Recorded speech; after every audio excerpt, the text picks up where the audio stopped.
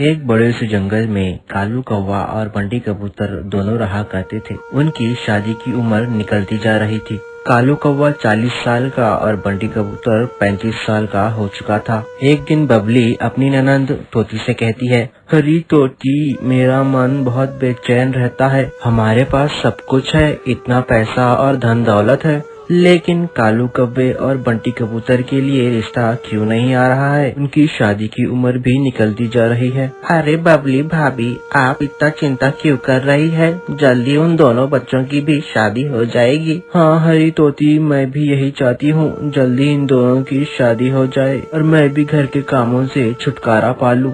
बबली भाभी, मेरे दिमाग में एक आइडिया आया है, क्यों ना हम कालू कौवे और बबलू कबूतर की शादी का इश्तिहार अखबार में छपवा दे। हाँ हरी तोती, ये तो बहुत ही अच्छा आइडिया है। मैं कल ही अपने बेटों की शादी का इश्तिहार अखबार में छपवा देती हूँ। अगले दिन बबली अपने दोनों बेटों की शादी का इश्तिहार अखबार में छपवा देती है। कुछ दिनों बाद एक चिड़िया जिसका नाम रानी था, वो बबली कबूतर के घर आती है। आंटी, आपने अपने बेटों की शादी का इश्तिहार अखबार में दिया था ना? मैं उस शादी के लिए तैयार हूँ। मैं इस रिश्ते के लिए तैयार हूँ और मेरे साथ मेरी एक बहन भी है जिसकी उम्र शादी के लायक है। अगर वो आपको पसंद आ जाए तो आप उसकी शादी अपने छोटे बेटे बंटी कबूतर से कर देना। हमारे माँ बाप नहीं है, हम दोनों अनाथ है। अगर हम दोनों आपके घर की बहू बनने के लायक है तो आप हमें स्वीकार कर लेना। ठीक है, अपनी बहन को लेकर तुम दोनों कल मेरे घर आ जाना। मैं अपने दोनों बेटों को तुमसे मिलवा दूंगी। अगर मेरे बेटों को तुम दोनों पसंद आ गई तो मुझे कोई एतराज नहीं। ठीक है आंटी, मैं कल अपनी बहन के साथ यहाँ पर आ जाऊंगी।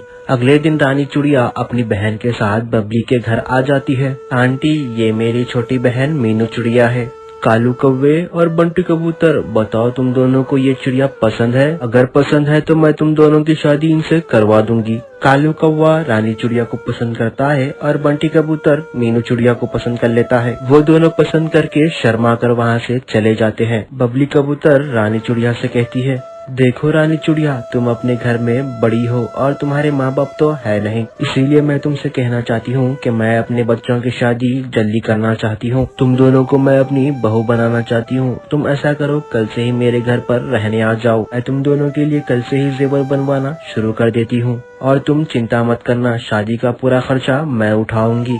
अगले दिन रानी चिड़िया अपनी बहन मीनू चिड़िया के साथ बबली कबूतर के घर आ जाती है। हरी तोती, आज से ये दोनों बहनें आपके कमरे में सो जाएंगी। अच्छा है कि शादी के काम जल्दी ही निपट जाए। हाँ बबली भाभी, शादी भी बड़ा जिम्मेदारी का काम है। अच्छा होगा कि अगर वो जल्दी निपट जाए। रानी चिड़िया, तुम अपनी बहन के साथ यहीं पर बैठो, मैं अभी जाकर सारे जेवर लाती हूँ। उनमें से जो भी तुम्हें पसंद आए तुम दोनों ले लेना। अगर तुम्हें ना पसंद आए तो मुझे कह देना, मैं उन्हें तुड़वा कर तुम्हारे पसंद के जेवर बनवा दूंगी। बबली कबूतर सारे जेवर लाकर रानी चिड़िया और मीनू चिड़िया के सामने रख देती है। दोनों बहनें जेवरों को देखकर सोचने लगती है, शादी के बाद हम दोनों लुटेरी बहनें ये सब जेवर लेकर रफू चक्कर हो जाएंगे। बुढ़िया तू सिर्फ देखती रह जाएगी, हम तेरे हाथ में कभी भी नहीं आएंगे। और फिर जल्दी ही दोनों बहनों की शादी हो जाती है। वो घर में सबका दिल जीत लेती है। ऐसे ही काफी दिन बाद वो दोनों बहनें मौका देखकर सारे गहने अपने साथ लेकर रफू चक्कर हो जाती हैं।